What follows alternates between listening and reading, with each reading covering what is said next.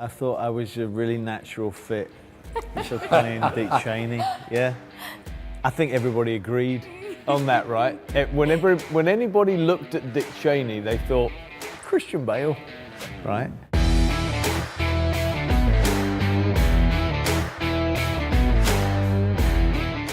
Wow. Huh. I mean, I think he definitely wanted a certain degree of control and power.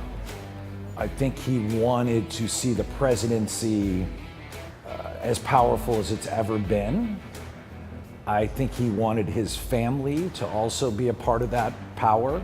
You know, Lynn came up in a time where the options for women aren't what they are today, and she stood beside her man and really supported him into sort of their ascent into the DC elite and being a part of that. And she was really accomplished on her own, and she had her own ambitions as well, so, you know. And I remember actually texting you at one point because it was such a fascinating script. And Dick Cheney is a fascinating character, but it moved beyond Dick Cheney into just what it means to be a person, what it means to be a family, what it means to be a nation. And then when I realized I was starting to get sucked into it, and I was really starting to get really obsessed with it.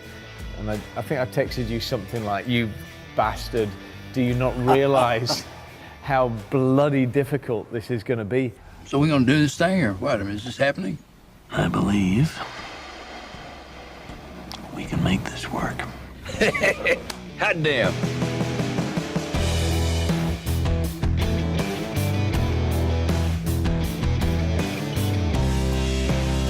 I mean, you know, I knew from working with Christian before, he just does something unique, and the cast of actors we had in this movie all approach things in a very similar way, in that they take apart someone psychologically and reassemble them. So I knew they weren't going to do just strict impersonations, and I didn't want that. And you know, Christian's pretty well known for going to any lengths to get someone physically what they could look like. And to me, that was the guy I wanted to see do it. I mean, we could have easily found someone else who already looked like him and could kind of do an impersonation. And then as soon as Christian hooked on it, sure enough, he just went so deep with it.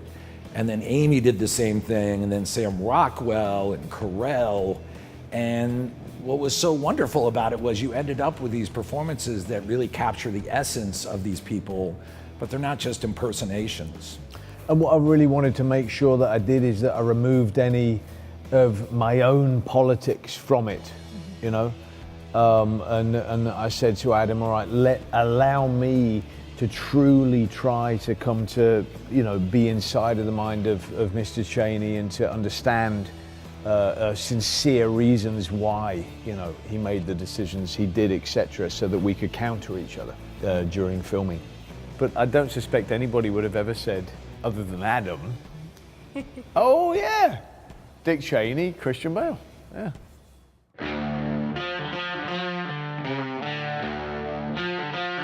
No idea. We never found it. Well, certainly, you know, Lynn, you know, without Lynn, you never would have gotten Dick Cheney. Yeah, I mean, pretty quickly you realize that Dick Cheney would have been a guy in Casper, Wyoming, who probably would have ended up being a lineman for the county. Yeah, I love that song, by the way. A great song.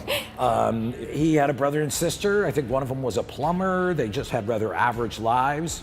But Lynn Cheney was someone unusual and special in that town. And when she turned her gaze to Dick Cheney, history changed. Yeah. And he went from being in the drunk tank to the youngest White House chief of staff in 11 years. That is phenomenal ambition and drive.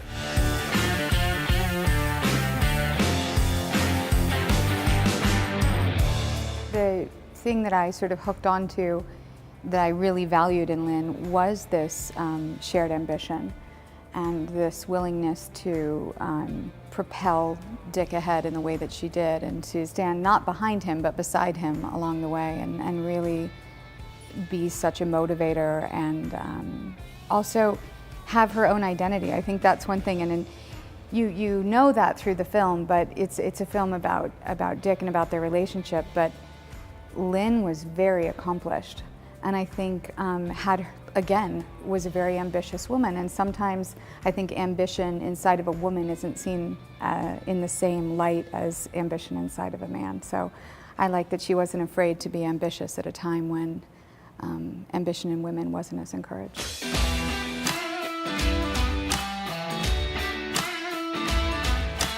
In this project, when we started working on it, I was in the middle of the script. Trump had not been elected. And I knew I wanted to do this, and I was deep into it. It was a really challenging script. There was tons of research. And then I think we were all a bit shocked. Trump won. And I had this moment where I was like, should we go ahead with this? And then we discussed it, and we're like, no, it's actually more relevant. This is the story of how we got here. But then in the filming of it and the editing of it, it was eerie how much it kept lining up with the world. The unitary executive theory, all of a sudden you're hearing Brett Kavanaugh talk about that on television and Dick Durbin questioning him. John Bolton, who was this old extremist foreign policy guy, had been thrown into the ash heap, in the Bush years. Suddenly he pops back up and he's there, and all this stuff about executive authority and how to run game in DC, and it all just like flowed right into where we're at. Honestly, I think we were hoping that it wouldn't connect that perfectly, but unfortunately it did. And right, and a notion of impatience, right, with democracy. Oh yeah. Oh yeah. We kept joking it's not that the ends justify the means, it's that the means justify the ends.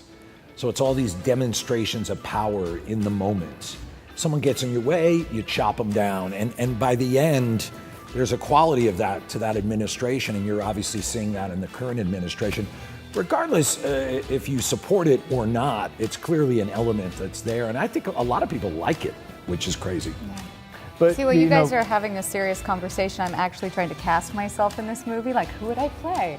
Kellyanne Conway? Who would I play?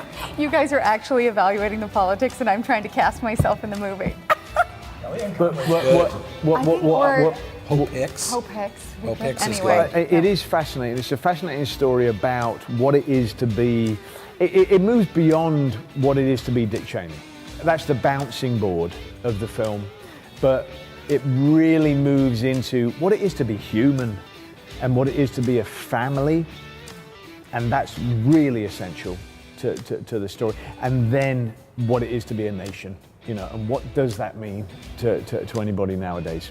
Thank you guys so much. Thank Thanks. you.